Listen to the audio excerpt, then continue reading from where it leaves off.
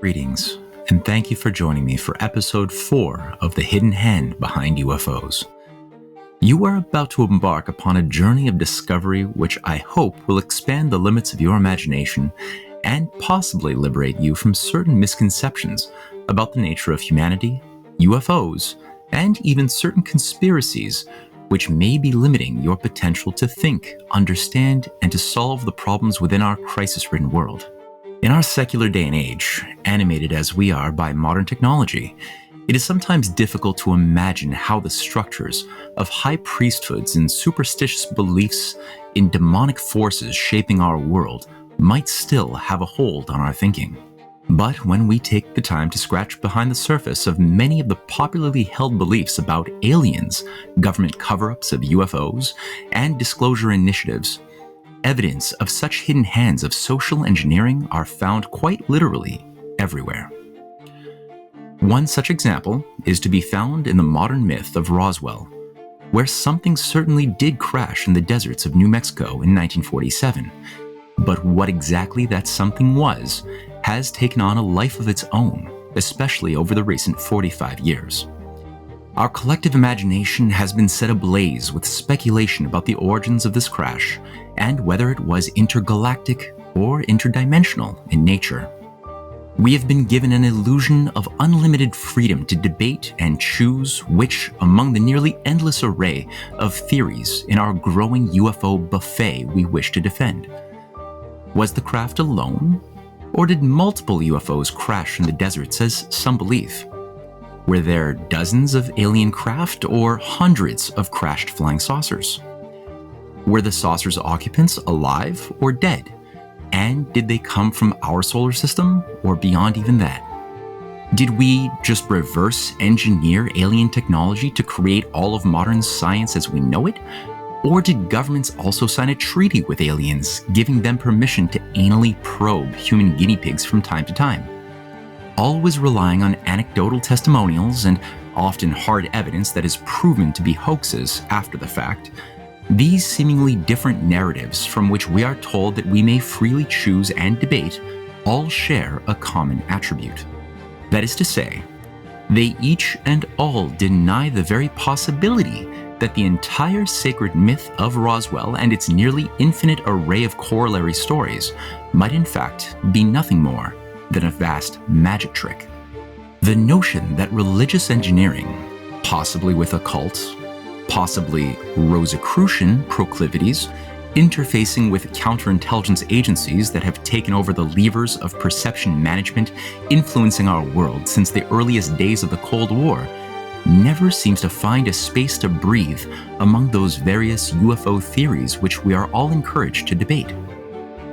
However, if you have watched the previous episodes of The Hidden Hand Behind UFOs, you will have noticed that this occult magic trick hypothesis is exactly what we have been exposing as we cut through the Gordian knots of misinformation and decades of mysticism and myth-making, penetrating ever more closely to the very truth of the hidden hand behind UFOs. I am also keenly aware that this hypothesis may be distasteful for some viewers who have found a sort of religious solace in the story of alien forces controlling our destiny. Some may find comfort in this notion, even finding within the alien gods hypothesis a satisfying substitute for religion, which once had a monopoly over such questions as why we exist, who created human life, and what is there beyond death.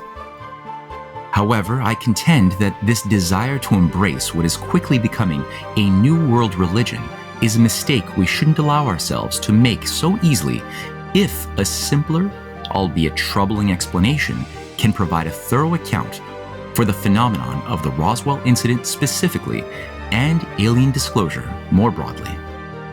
We hope that you enjoy the following film, Roswell and the Birth of a New Legend. And we hope that you approach it with an open mind and prepare yourselves for the possibility that the same forces which murdered President John F. Kennedy, transformed the USA from a republic into an empire, and which converted our society into a post-industrial hellscape, are also shaping many dominant beliefs about UFOs and UFO disclosure today.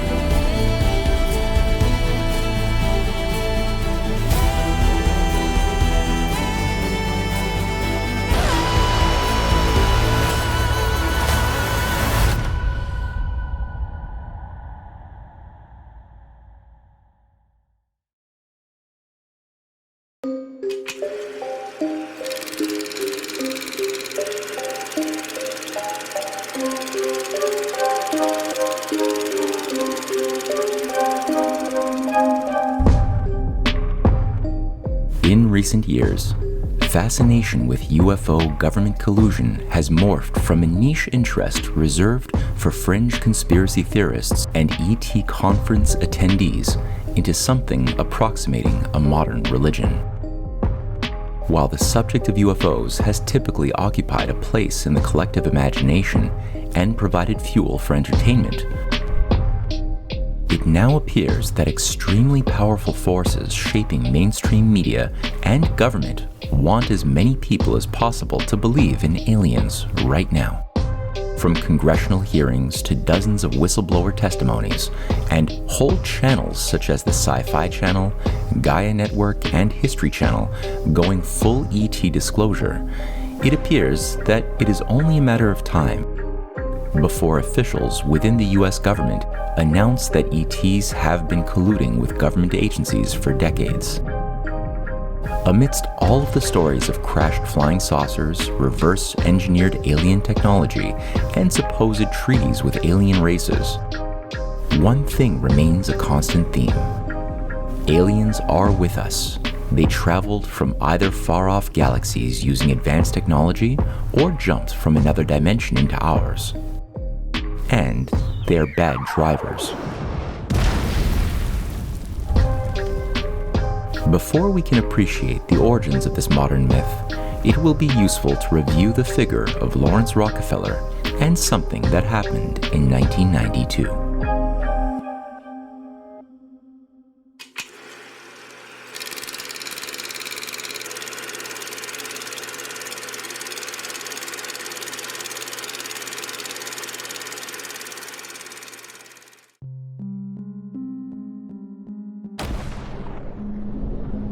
This was a significant moment in history. The Soviet Union had melted down and the Cold War had come to an end. The US launched wars in the Middle East were just beginning as a new enemy dubbed Islamist terrorism was being created to fill the vacuum of the Soviet communists. Nation-states were coming undone as NAFTA and the European Union were coming into being, which gave private corporations and unelected technocrats more power than elected governments of the transatlantic. Some had called this moment the New World Order, and others called it the end of history. When we are successful, and we will be, we have a real chance at this New World Order. It was also the year that Lawrence Rockefeller, who played such a key role in bringing about this New World Order since the earliest days of World War II, founded the Disclosure Initiative alongside his niece Anna Bartley, then chairwoman of the Rockefeller Brothers Fund. As we saw in episode 2 of this series, the Rockefeller Brothers Fund has been on the cutting edge of UFO-related psychological operations ever since 1938, when it funded the Princeton Radio Research Institute's rendition of H.G. Wells's War of the Worlds as a test to see how gullible and superstitious Americans would react to a radio broadcast of a Martian invasion just as World War II was beginning. Crawling out of the hollow top. Someone or something I can see peering out of that black hole, two luminous discs. Are they eyes? It might be a face. It might be... Good heavens, something's wriggling out of the shadow like a gray snake. Now it's another. And another. The Disclosure Initiative was quickly adopted by the new Clinton White House, which oversaw the declassification of thousands of reports of ET contacts and brought Hillary Clinton and John Podesta into leading roles within the UFO disclosure movement. The transformation of UFO disclosure from a fetish into a fully fledged movement would be a high priority for this new Rockefeller initiative, which would increasingly capture the minds of Americans who mistrusted their governments by reframing all notions of conspiracies around alien cover-ups. One of the most pressing UFO topics which Lawrence Rockefeller demanded be declassified by the newly elected President Clinton was everything pertaining to the topic of the 1947 Roswell crash, made famous by ufologists William Moore and Charles Berlitz in their 1980 best-selling book, The Roswell Incident. In 1994, Lawrence Rockefeller explicitly outlined the importance of the Roswell incident as a governing myth of the new movement, stating, "The July 1947 Roswell incident would be a logical and challenging place to start. While much in the public sector has been written about it, the government has had nothing to say about it after the original press release, saying that a flying disc had been recovered, was retracted. The public record of this incident has been thoroughly analyzed. Further information depends upon access to classified information. Many are convinced that Roswell marks the beginning of government secrecy about UFOs. However, whatever the truth of Roswell, a definite statement about it from the government would be very important.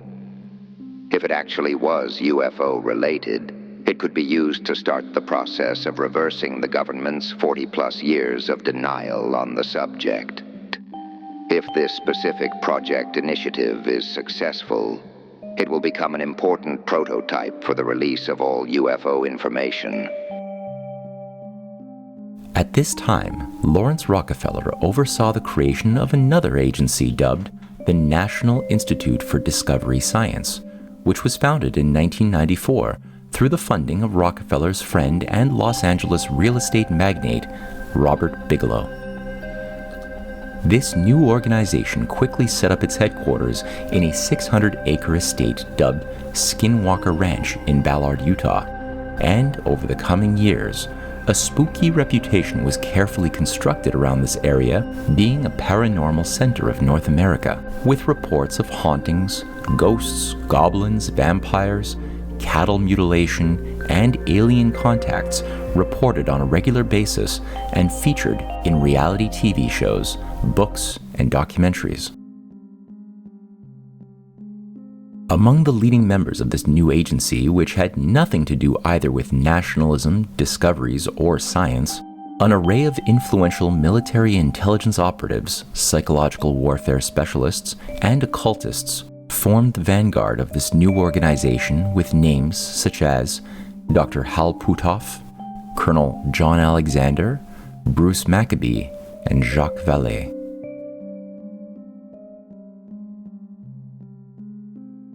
The questions an intelligent person should now ask are, why would a leading figure of the Rockefeller dynasty devote the last decades of his life to the cause of UFO truth in general and the Roswell incident more specifically? How did this strange group assembled by Lawrence Rockefeller play a disproportionate role in literally creating many of the dominant sacred myths that have moved from the domain of science fiction into reality in the minds of a majority of citizens living in today's transatlantic world? And most importantly, what does all of this have to do with the story of UFO crash landings at Roswell, New Mexico?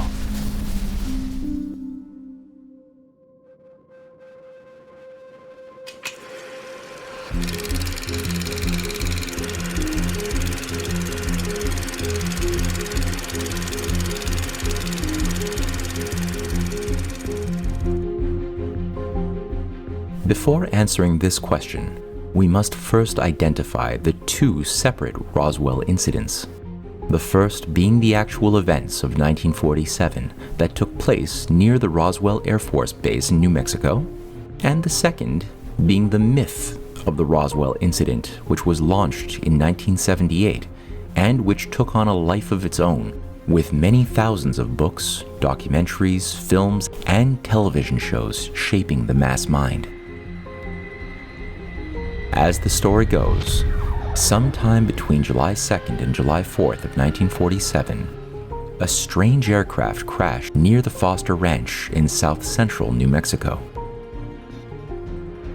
A rancher named Mac Brazel discovered the debris and visited the local sheriff's office and reported that the debris included strips of rubber, sticks, tinfoil, tough paper, and tape with floral designs scattered over an area of 200 yards.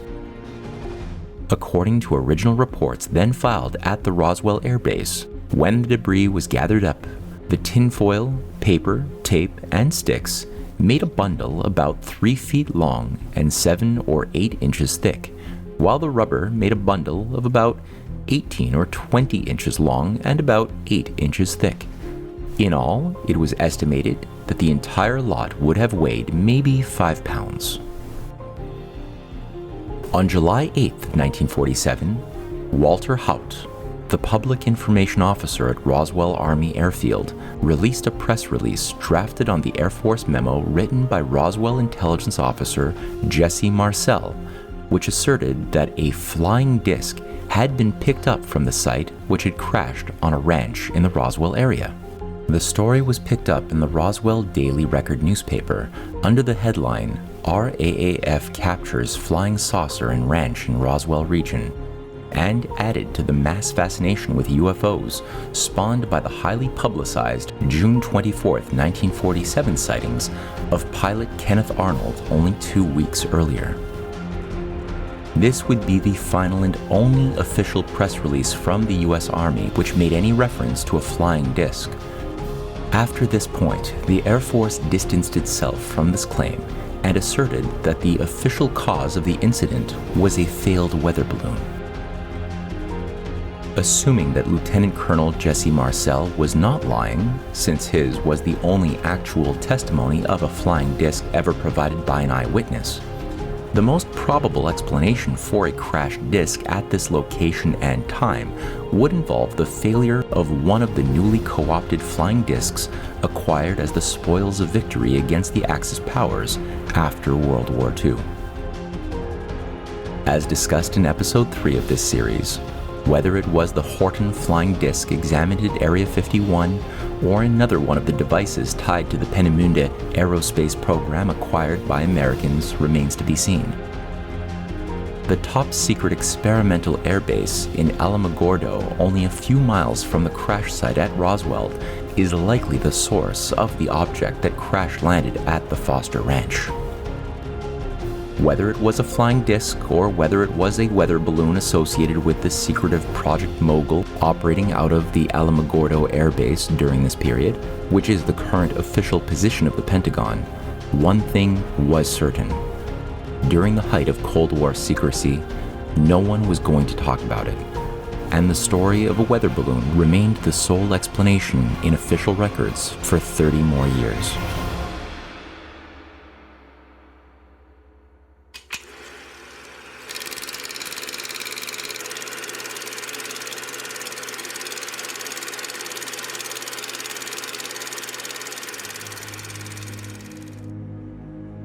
In 1978, the tabloid newspaper The National Enquirer reprinted the July 8, 1947 newspaper article in full in preparation for a national renewal of the forgotten story. Between 1978 to 1980, the National Enquirer ran dozens of follow-up articles featuring a series of interviews with an aging Jesse Marcel. Marcel found himself doused in fame with paid speaking engagements and book royalties. His story of witnessing a crashed UFO in 1947 took on elaborate details after 30 years of silence that tickled the imaginations of millions of National Enquirer readers across America. As discovered by researcher Robert Todd and published in Jesse Marcel, Folk Hero or Mythomaniac, Jesse Marcel was discovered to be an extremely unreliable source to serve as the foundation of an entire legend. Through a meticulous examination of Marcel's published claims and his own personal Air Force files, Marcel was caught repeatedly exaggerating facts about his own biography, painting himself as a decorated war hero with hundreds of hours of combat experience and 5 air medals to his name, one for each enemy aircraft shot down during World War II. When his military records were explored in later years, it was discovered that by 1947, he had no flying experience, and there was no evidence that he was ever in an actual air fight. When researchers called those universities which Marcel asserted he had attained degrees, there was no evidence that he had even attended, let alone graduated from any of them. Beyond his own words and second-hand testimonies of several other citizens who had never actually been to the Roswell crash site or had seen any debris with their own eyes, the only evidence of Jesse Marcel's claims to alien craft at Roswell are those of his son, Jesse Marcel Jr., who was 10 years old at the time. As the story goes, while en route to Area 51 with extraterrestrial debris, Lieutenant Colonel Marcel thought it appropriate to take a detour and bring this alien debris home to show his family. Marcel's son described this experience in the following words. As it happens, our house was on the way to the airbase. Even though it was late in the evening, early in the morning, my dad wanted to show my mother and myself remnants of something that crashed out there. Kitchen was just where that white wall is there. He had pre-positioned material on the kitchen floor, and he got my mother and myself up to look at this. I think my mother was up first, though. So I walked into the kitchen, and I saw all this junk on the floor. I thought, what in the world is he doing, getting me up at this ungodly hour? So anyway, he says, look at this. Again, I think he used the words flying saucer in connection with the debris. Why an elite Air Force intelligence war hero as Jesse Marcel would take extraterrestrial debris home to allow his children and wife to play with such potentially dangerous off-world material before bringing it to Area 51 must remain a question for the ages. But the reliability of testimonies didn't really matter at this time, as the public had become exceedingly disillusioned and cynical of all things government, and desperately wanted something to believe in which both satisfied a deep spiritual need while also acknowledging vast government corruption. Unlike in the 1940s, the minds of American citizens of the 1970s were far more prepared to believe in stories of UFO cover-ups, as the Vietnam War, public revelations of MKUltra, and CIA-sanctioned assassinations had all just recently come to public light. Widely watched films like Aliens, Steven Spielberg's Close Encounters of the Third Kind, and Star Wars had also prepared the minds of Americans to hunger for more stories of ET government cover-ups of alien contact.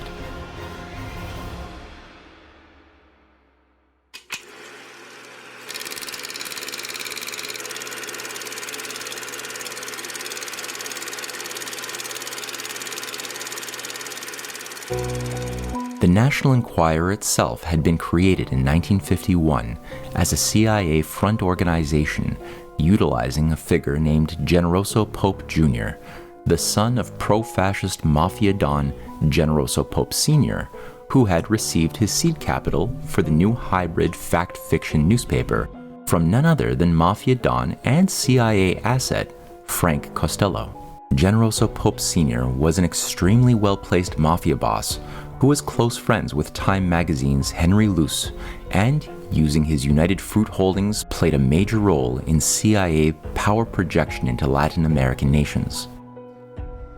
Like Luce, Pope Sr. was a fervent pro-fascist prior to World War II, and after World War II became a leading advocate of American imperialism in a crusade against communism.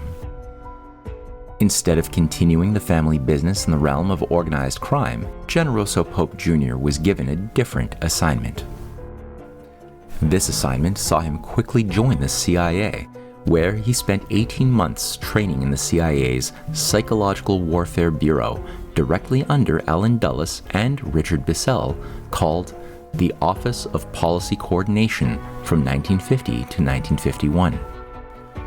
While Richard Bissell went on to found and direct a secret science site of Area 51 beginning in 1954, while simultaneously managing assassinations of nationalist leaders around the globe, Generoso Pope Jr. went to work managing a vast propaganda bureau waging war on the minds of Americans. Once he had mastered the dark arts of psychological warfare and perception management under the guiding hand of Allen Dulles and Richard Bissell, both of whom would soon be fired by President Kennedy, Pope Jr. was tasked with driving the American population into deeper insanity through the National Enquirer. Under the National Enquirer's guiding hand over the coming decades, stories of mutant babies, alien and Sasquatch encounters were infused into legitimate investigative news stories, blurring the reader's ability to discern reality from fiction.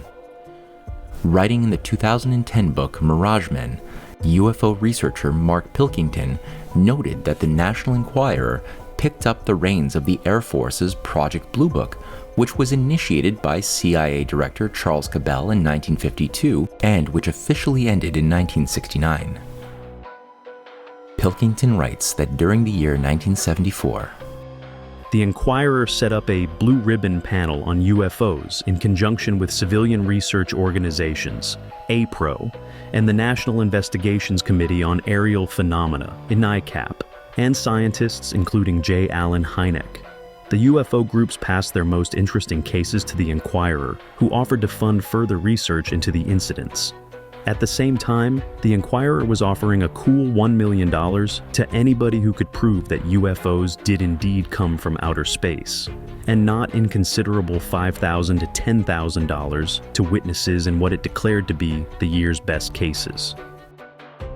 Joseph Allen Hynek had been a CIA asset since the earliest days of Project Grudge, Project Sign, and Project Blue Book, and went on to become one of the most influential figures in the UFO truth community, advising Steven Spielberg on Close Encounters of the Third Kind, and mentoring ufologist Jacques Vallée. Hynek was also a self-identified Rosicrucian occultist and set up an international invisible college of mystics masquerading as scientists in the 1960s, all obsessed with bringing about a reset of civilization around a new UFO religion.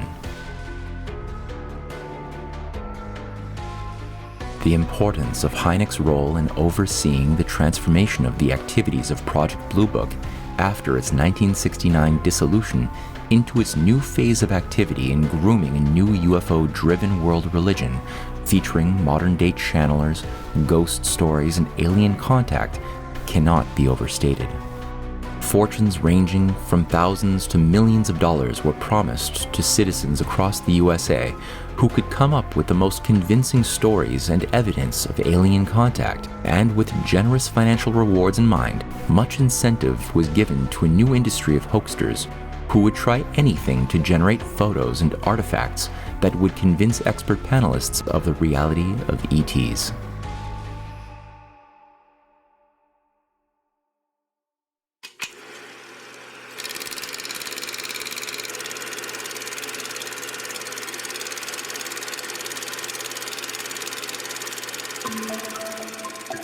Rather than being a civilian UFO investigations group as it was popularly advanced, the National Investigations Committee on Aerial Phenomenon, which co-managed the Blue Ribbon UFO investigations with the National Enquirer, was an agency used, staffed, and largely directed by the CIA's Psychological Warfare Bureau. Founded in 1956, the NICAP, the National Investigations Committee on Aerial Phenomenon, was itself a CIA-run operation from its start, with a former CIA director, Roscoe H. Hillenkoetter, acting as chairman of the Board of Governors. Another governor had been the chief of psychological warfare of the CIA's Office of Policy Coordination, Joseph Bryan III, who would also have worked closely with Generoso Pope Jr. prior to the creation of the National Enquirer. As declassified FBI files released in 2019 demonstrated, Bryan directly participated in a 1953 meeting of the U.S. Attorney General's office, attended by none other than the FBI's J. Edgar Hoover and CIA's Allen Dulles, where the topic of brainwashing was discussed. Among the declassified files released by FOIA requests, the topic of truth serums came up extensively. Today, we now know that the CIA's efforts to create a truth serum led directly to the development of LSD-25, among an array of other psychedelics which went on to play a major role in the social engineering of the baby boomer paradigm shift of the 1960s. Other CIA agents running the NICAP included Nicolas de Rochefort, who had been a Russian émigré, scriptwriter for Voice of America, and member of the CIA's psychological warfare staff.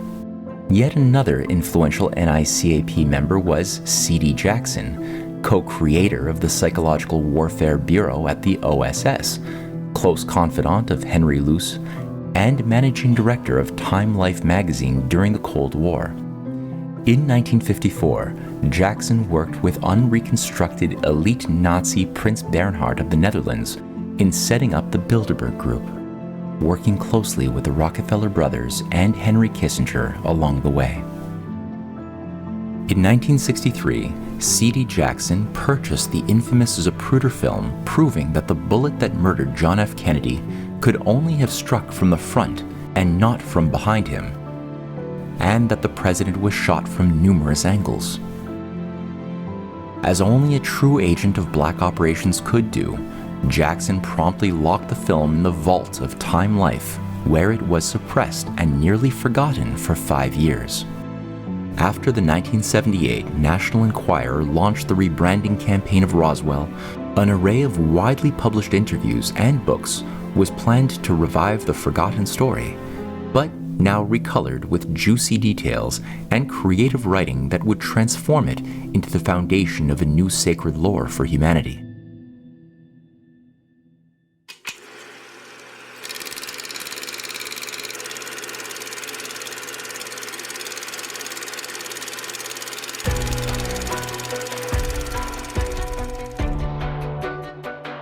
William Moore was an author and UFO researcher who acted as head of special investigations for the Aerial Phenomenon Research Organization named APRO, working closely with the National Enquirer and NICAP throughout the 1970s.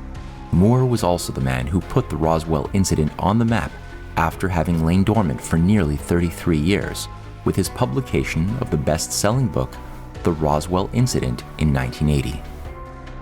William Moore's book, co-written by Army Intelligence Officer Charles Berlitz, featured dozens of anonymous testimonials and secret reports given to him by shadowy insiders, which increased his fame among the UFO research community.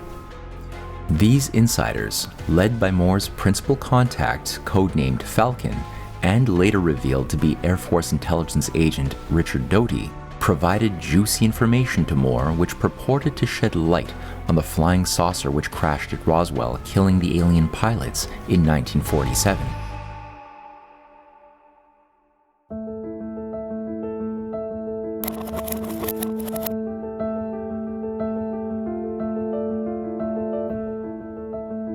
The year that Moore's book was being published in 1980, something strange had also been occurring in the US government.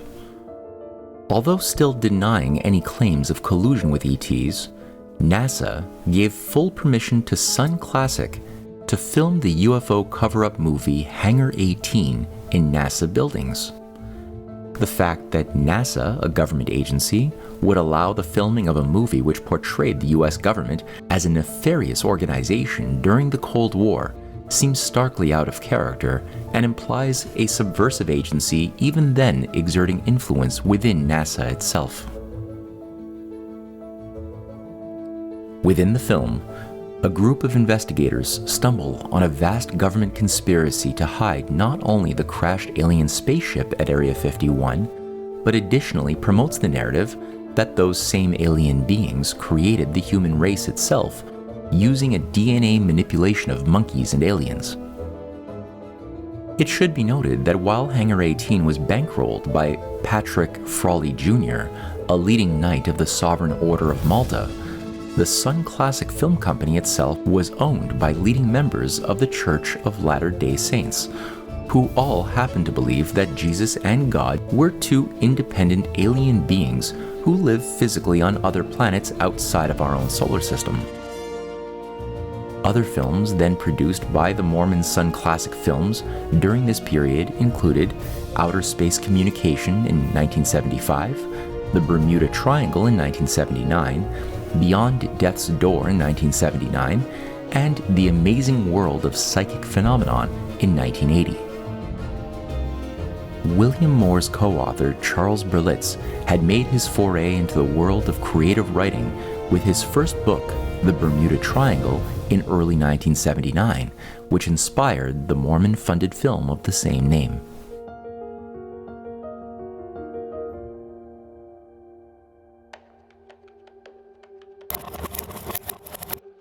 In 1983, Richard Doty, the same insider that had been feeding information to William Moore, added to the growing Roswell myth by delivering documents to UFO researcher Linda Moulton Howe, which asserted that not one, but two UFO crashes occurred in Roswell, with the second crash taking place in 1949, and even featuring a surviving alien. The naive Moulton Howe was told that this surviving ET was taken to Los Alamos, where it died in 1952. By 1984, the number of supposed UFO crashes revealed to Linda Moulton Howe by Doty had grown to 4, which included crashes at Aztec, New Mexico, Kingman, Arizona, and Laredo, Texas. Following this theme, numerous additions were grafted onto the core Roswell meta-narrative across ensuing years, growing into an elaborate complex space opera featuring hundreds of alleged UFO crashes and tales of dozens, if not hundreds, of diverse alien races. This included the infamous forgeries known as the Majestic 12 documents, released by government insiders and popularized by William Moore in 1987.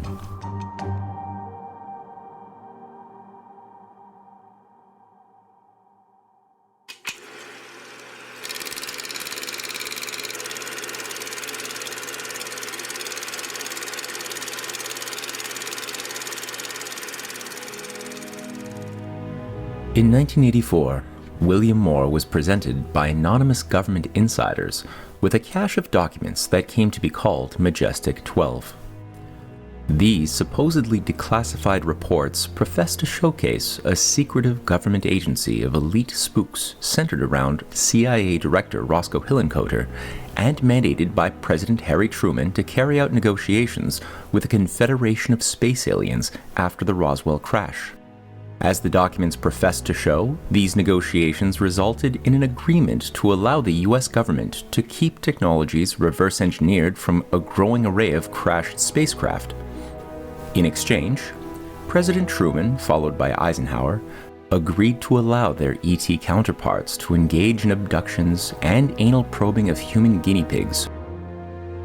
Over the years, the Majestic 12 papers were proven to be forgeries when forensic analysis concluded that the typewriters used to draft the documents, supposedly written in 1947 to 1949, were only first manufactured after 1965. Despite the evidence of forgeries, the FBI continues to host the documents on official government websites, and it appears they have been used as the first exercise in forging false classified documents designed explicitly for the purpose of UFO disclosure. An even more recent example of this technique is likely to be found within the new batch of 2,400 documents discovered by FBI analysts pertaining to the truth of JFK's murder. The fact that Congresswoman Anna Paulina Luna is simultaneously a participant in the UFO disclosure operation while also overseeing the task force on government secrets and is thus responsible for the release of the JFK files, is more than a little conspicuous. Is it possible that these documents will attempt to prove that John F. Kennedy was trying to reveal ET government communications to the world? Is it possible that the very same deep state which John F. Kennedy was trying to combat and which murdered him also wants us to believe that his death was deemed necessary because his desire to admit of US government ET collusion posed an existential security threat amidst the Cold War? Many influential UFO disclosure advocates assert exactly this, including none other than Stephen Greer, who recently stated, Jack Kennedy was going to get to the bottom of this. He fired Allen Dulles, CIA, one of the founders, and he subsequently got assassinated. Now, whether the files that President Trump's going to release have this in it, I know. And I have people who in another country have documents to establish this, that Jack Kennedy was killed because he was going after this issue to get it back under control. In his New York Times best-selling book, After Roswell, psychological warfare specialist turned UFO truth champion Philip J. Corso took the Roswell story even further by promoting the new story that he had personally overseen the project to reverse engineer the alien spacecrafts for corporate use, and that a war was waging between humans and ETs. In his book, Corso maintained the absurd notion that those beings who had created technologies capable of traveling beyond light speed were yet incapable of navigating within Earth's atmosphere without periodically crashing into rocks and deserts, and were also deathly afraid of human-made missiles. Despite becoming one of the most famous promoters of the Roswell story among true believers, Corso's biography reads like the profile of a deep state operative who played a direct role in the ugly transformation of the USA from a republic into a global empire. Having risen to the position of chief of counterintelligence in Rome during World War II, Corso became integral in the positioning of unreconstructed Nazis surrounding Reinhard Gehlen into positions of control over Europe and especially West Germany during the Cold War. When JFK was murdered in 1963, it was Corso who directly managed the narrative that the KGB carried out the killing using Lee Harvey Oswald as a disposable asset, which conveniently neglected the actual role of the CIA. Like Allen Dulles and the top brass of both the FBI and Nazi SS, Philip J. Corso was also a member of the Sovereign Military Order of Malta, a subversive Gnostic Crusader order founded in the 11th century, which has promoted religious wars for 1,000 years. Like its sister agency, the Knights Templar, the Knights of Malta utilize an esoteric and exoteric system of belief for those uninitiated and initiated into its anti-human and anti-Christian inner beliefs and purpose. When John F. Kennedy fought to take down the CIA, he also sought to bring about a policy of cooperation with other nations and cultures around large-scale infrastructure, science, and cooperation. Something which those Knights of Malta such as Gehlen, Allen Dulles, Richard Bissell, and Corso found intolerable.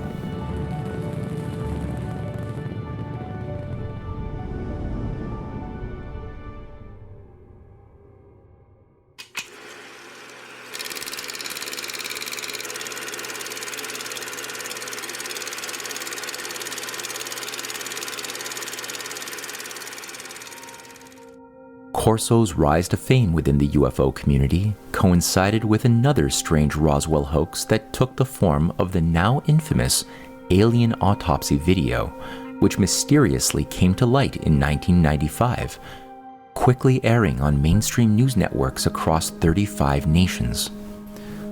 The 18-minute video professed to showcase several masked government researchers dissecting a recently deceased alien who had crashed at Roswell, and created a firestorm of interest in alien contact across the Western world, leaving a permanent mark on popular culture. Despite still being treated as an authentic proof of the Roswell mythos and the government reverse engineering of spacecraft, the actual creator of the film itself, Spiros Milaris, a BBC-affiliated real-life magician and performer, admitted that the famous footage was a hoax.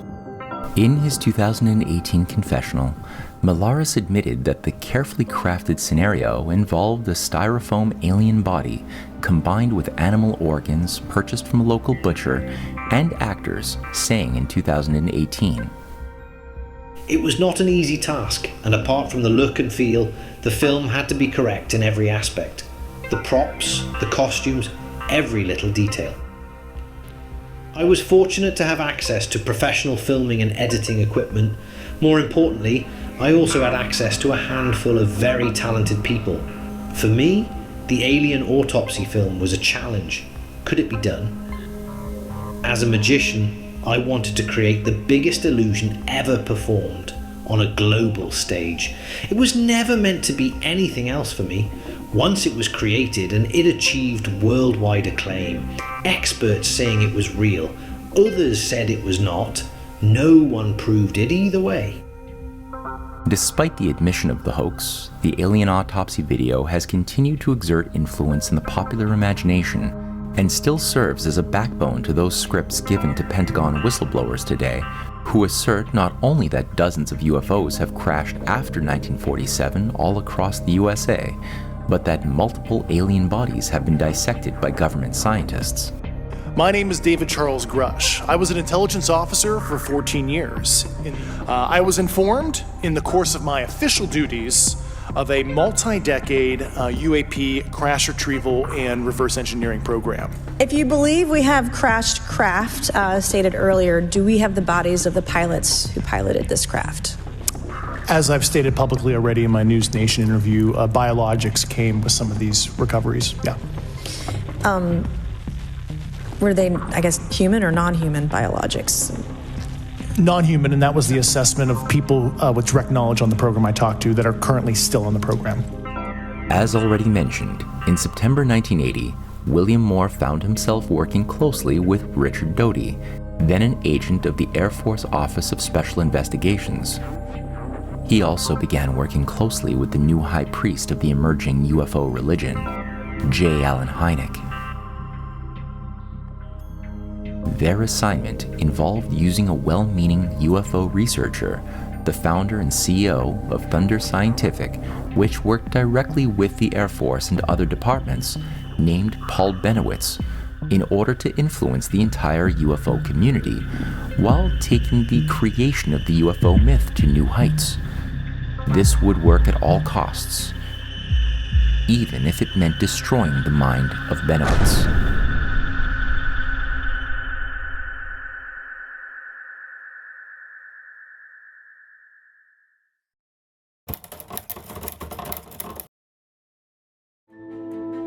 Paul Bennewitz had been an ingenious technological entrepreneur who lived and worked near the Kirtland Air Force Base near Albuquerque, New Mexico. In 1966, he founded Thunder Scientific, becoming a contractor to the Air Force, where he provided a wide array of electronic monitoring equipment. Starting in 1979, Paul and many other citizens began noticing strange phenomena in the night sky over the Manzano test range of the Kirtland Air Force Base. Lights seemed to appear almost every evening and would fly towards Coyote Canyon, also a part of the Kirtland Air Force Base area that included Sandia National Laboratory and Phillips Laboratory, both of which who had been conducting ultra top secret research for all branches of the US military. Paul Bennewitz wasn't a typical civilian watching UFOs passively, but being equipped with his own radar detection devices, he began to use his equipment to capture signals from the military facilities in his neighborhood, with a special focus on what he believed was a secret UFO base in the mountains of northern New Mexico. Bennewitz began reporting his observations to his contacts at the US Air Force Base, outlining his concerns. And rather than allay his fears by explaining that he was picking up classified government aircraft and to kindly ignore it, things turned very dark.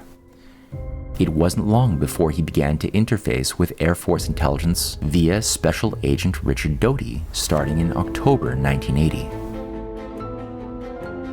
Very soon thereafter, William Moore joined Doty as an influencer of Bennewitz, and being a celebrity in the UFO truth movement, Moore quickly had Bennewitz's trust, as both he and Doty began to feed Bennewitz information that had been supposedly leaked from government insiders about the connection between US military technology and the extraterrestrial forces who allowed humans to reverse engineer designs acquired at Roswell. Soon, none other than Joseph Allen Hynek of Project Blue Book fame entered the picture with a special new supercomputer capable of decoding alien signals as a special free gift for Paul Bennewitz, who by this time was becoming extremely paranoid, believing that ETs were preparing an invasion of Earth. The new computers worked like a charm at decrypting the signals being emitted from the supposed UFOs, and soon Bennewitz pieced together an elaborate conspiracy that read like something from a Hollywood film.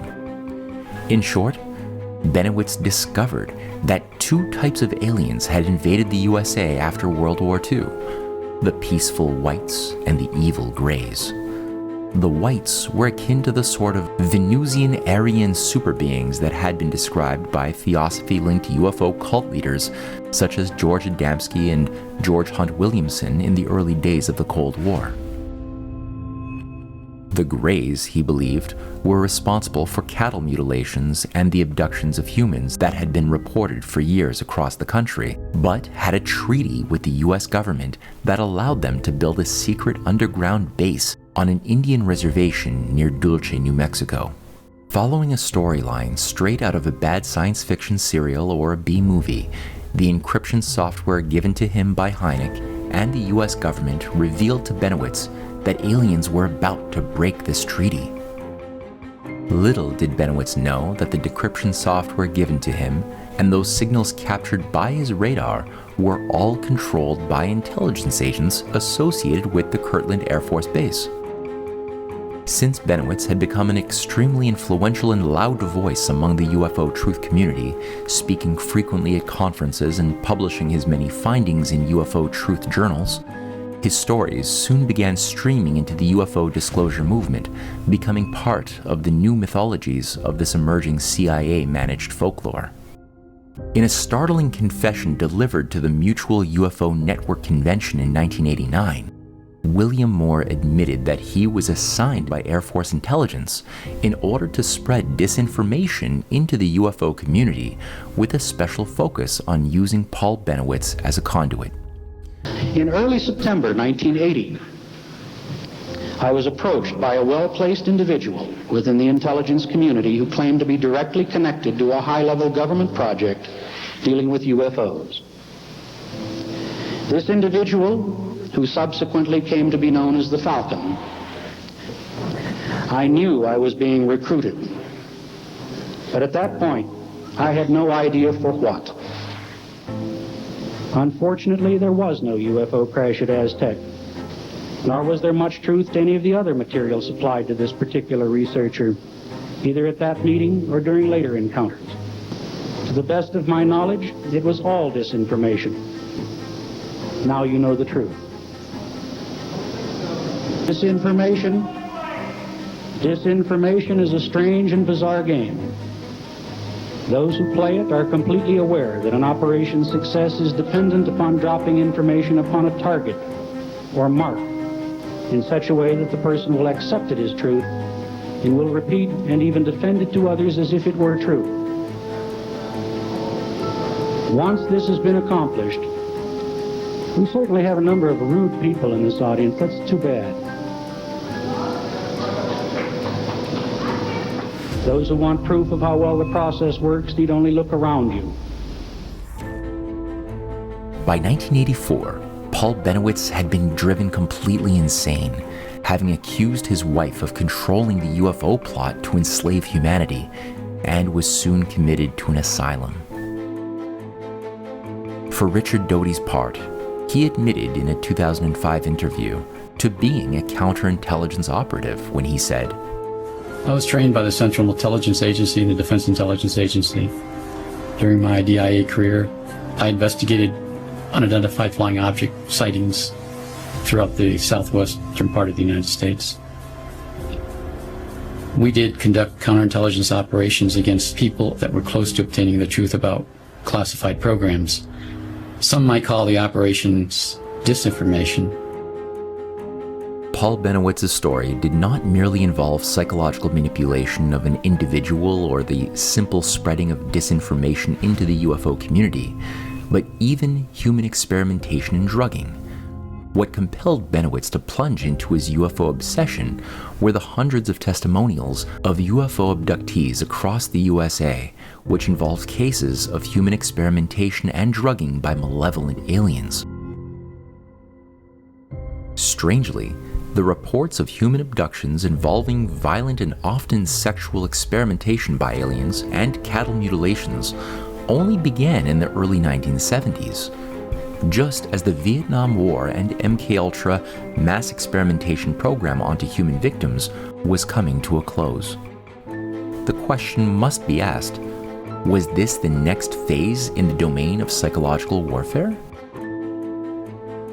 As revealed in the 2013 film Mirage Men, based on the Mark Pilkington book of the same name, there is much evidence that points to human experimentation conducted on Paul himself, who, for several years, appears to have been repeatedly abducted from his home while sleeping, only to wake up hours later and miles away in forests with puncture wounds in his arms. Were the hundreds of accounts of alien experimentation on humans the consequence of malevolent greys as Moore and Doty had Paul believe? Or can the hand of something more human be found here as well? Were those cases of animal mutilation, drugging, kidnapping, and sexual molestation of human victims simply perverse alien ghouls? Or did these sick experiments have more to do with the same MKUltra mind control experiments that may not have disappeared after 1975, contrary to popular belief? Why did Richard Doty and William Moore go to such lengths to use Paul Bennewitz and promote clear forgeries of UFO government collusion over the course of the 1980s? To answer these questions, it will be useful to look at an organization called the Aviary.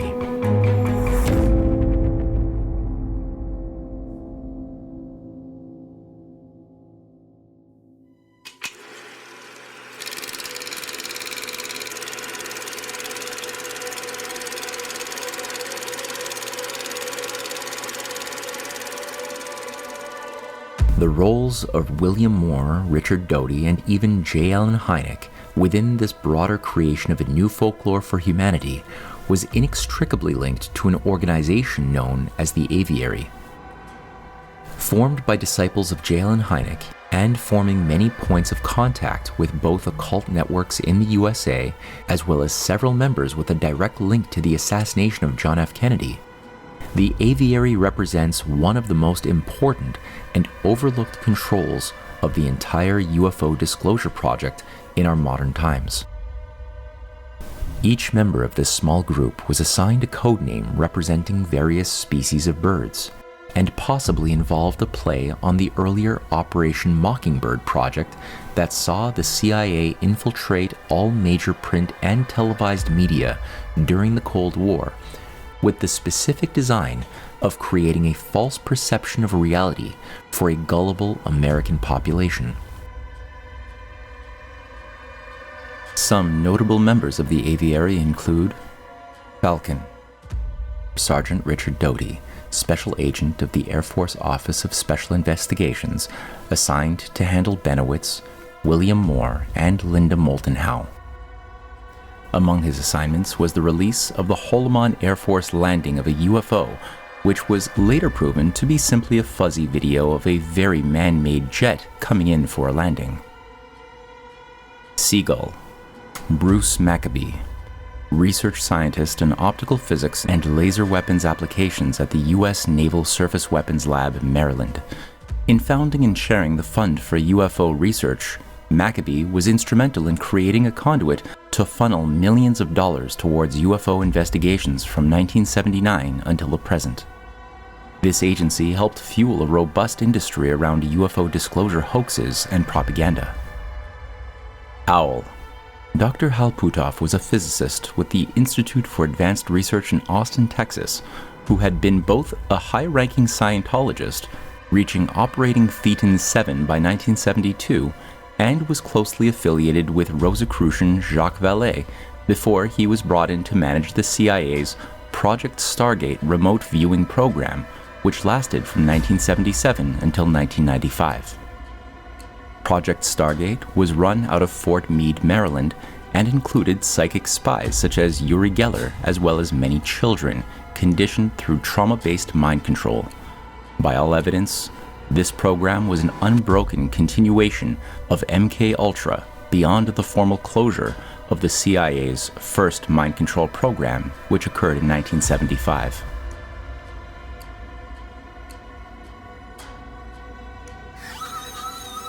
Penguin. After the Vietnam War, Colonel John Alexander became a world leader in death science parapsychology. He was a leading figure in non-lethal weapons at Los Alamos and had been closely involved in CIA remote viewing initiatives with a focus on mind control, psychic warfare, and worked closely with Satanist Colonel Michael Aquino, both in the Vietnam War's Operation Phoenix program and in bringing parapsychology, psychedelic drugs, and mind wars into military training programs during the 1980s. Chickadee. Commander C.B. Scott Jones, former officer with the Office of Naval Intelligence, served as advisor to Dick Cheney, oversaw the revolution in military affairs in the 1980s, and was president and co-founder of the Human Potential Foundation, funded by American oligarch Lawrence Rockefeller. Jones served as president of the American Society for Psychical Research, which has been a dominant nerve center of psychological warfare against citizens since the 19th century. Before rising to head the Disclosure Project, Stephen Greer was also a member of the Rockefeller-funded Human Potential Foundation alongside Commander C.B. Scott Jones. Parrot. Jacques Vallée, formerly an astrophysicist with GEPAN, the French government's UFO investigative agency, who later moved to the USA as principal investigator with Defense Department Computer Network projects, who worked with famous astronomer Dr. J. Allen Hynek in advancing a world government agency to monitor UFO phenomenon at the United Nations. Buzzard. Gordon Noble, a freelance UFO disclosure researcher who was active in 2 CIA front companies during the 1960s. When New Orleans District Attorney Jim Garrison launched his famous investigation into the conspiracy to murder President Kennedy, Gordon Noble managed to get a job on Garrison's investigative team, where he played a sabotage role, leaking information to NBC reporters before being discovered, fired, and sued by Garrison. Woodpecker. Jamie Chandere, a small-time Hollywood film producer who worked closely with Moore in popularizing the Majestic 12 forgeries and produced the 1988 documentary Aliens Are Here. Except for James Chandara, literally every single member of the Aviary featured on this list became affiliated as co-founding members or contractors of billionaire real estate mogul Robert Bigelow's National Institute for Discovery Science, founded officially after Bigelow's appearance at Lawrence Rockefeller's Wyoming ranch alongside fellow disclosure guru Stephen Greer and Linda Moulton Howe.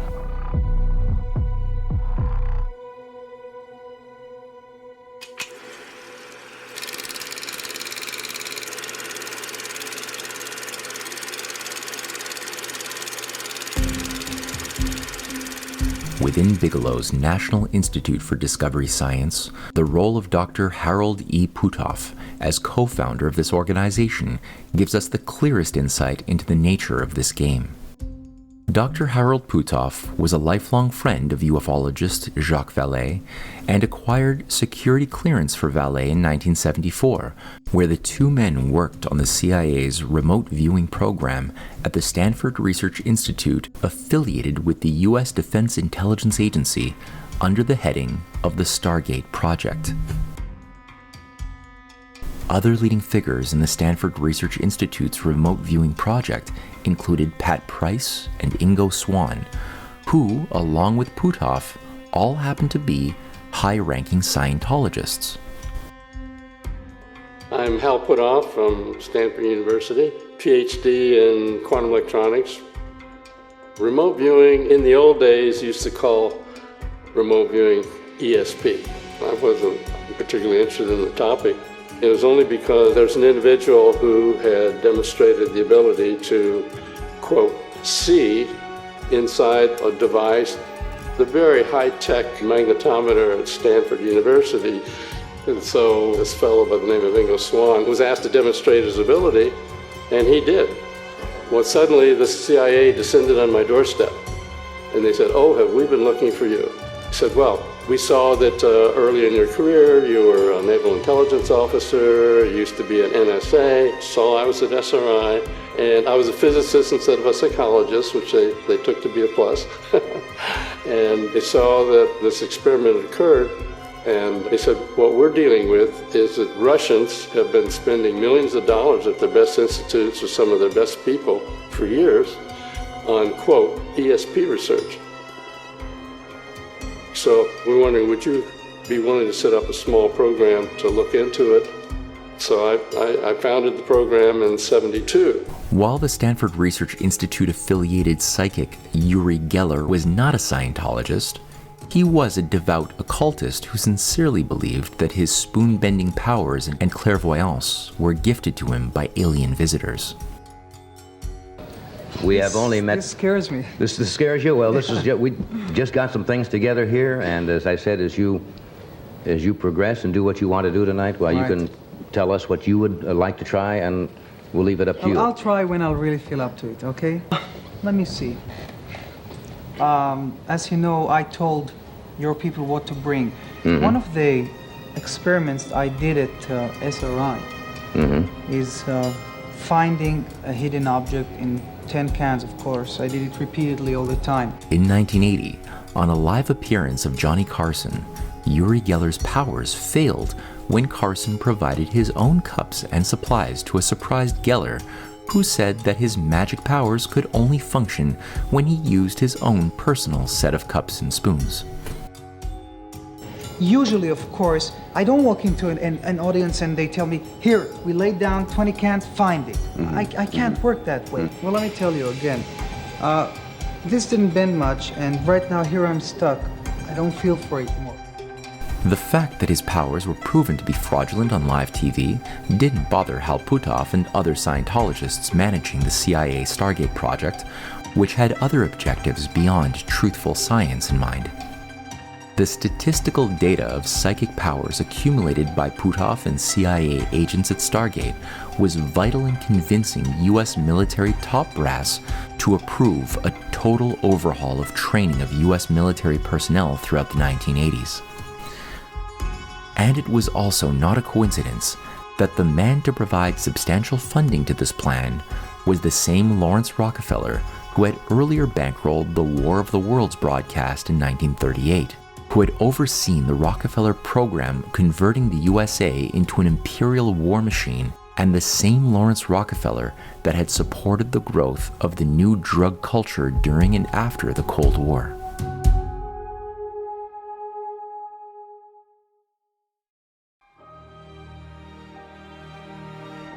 The choice of the term Stargate itself as a name was not a coincidence, and in the minds of those leading handlers of the remote viewing project was clearly tied to the notion that human to alien communication would be made possible through human guinea pigs that would develop Jedi mind powers of astral projection, clairvoyance, time traveling, and channeling, even transcending space and time, communicating to beings in other galaxies or dimensions.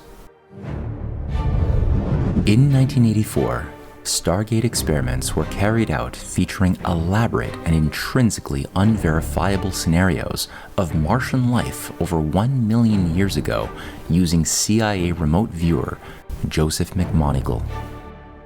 This recently declassified study had all the markings of a hoax, which involved a CIA remote viewer commissioned to describe details of a location contained in an envelope which he was only permitted to touch. After being given only mysterious coordinates and asked to imagine the content within the envelope, McMoneagle elaborately detailed an advanced civilization featuring pyramids, obelisks, and tall, strange beings. When the envelope was opened, it was revealed that the location in the envelope was Mars, 1 million years ago. And just like that, yet another detail to the growing elaborate tapestry of the new sacred lore was created, again blurring Hollywood films and reality in the minds of a target audience. The obsession with communicating with alien demons drove many of those like Jacques Vallée to build friendships with Satanists, with names such as Kenneth Anger, Anton LaVey, and Michael Aquino, while promoting a fusion of demonology, witchcraft, and ufology throughout his dozens of books. Vallée was himself a promoter of the concept that the modern internet, which he played a role in developing, was a self-thinking autonomous entity not dissimilar from a demonic power, which he asserted was tied to psychic phenomena, alien contacts, and time travel. Countless young disciples of Vallée, such as Diane Pasulka, a major voice pushing UFO disclosure and demonology today, testifies that Vallée has encouraged initiates to explore Satanism in order to better understand the terrible beauty of ETs. The selection of the haunted Skinwalker Ranch in Ballard, Utah, as the headquarters of Bigelow's National Institute for Discovery Science may have also been connected to this fusion of Satanism and the new UFO religion. Although not actually showcasing any scientific evidence of paranormal activity, a vast hype was created at Skinwalker Ranch through reality TV shows, books, magazine articles, and documentaries, which amplified the lie that here was a zone of intense paranormal activity, cattle mutilation, spirit hauntings, werewolves, and alien visitations. Considering the relationship Scientologist founder L. Ron Hubbard had with U.S. Defense Intelligence, alongside fellow Satanist Jack Parsons, founder of Jet Propulsion Labs, and both members of Aleister Crowley's Ordo Templi Orientis, and considering Hubbard's devotion to writing hundreds of science fiction novels featuring aliens, which also became the basis of his own synthetic religion, it is noteworthy that Scientology and occult networks following Aleister Crowley's dark mission to literally reset human civilization have penetrated into the deepest echelons of the US government. It is also noteworthy that so many of those operatives and occult initiates that have penetrated the US government and leading intelligence agencies after World War II played such a direct role in murdering and covering up the murder of President John F. Kennedy. And it is extremely startling to take note that many of those inner initiates following Crowley's mandate to usher in a new age have also overseen the growth of a new modern legend around UFOs, which is quickly forming the basis of a new world religion.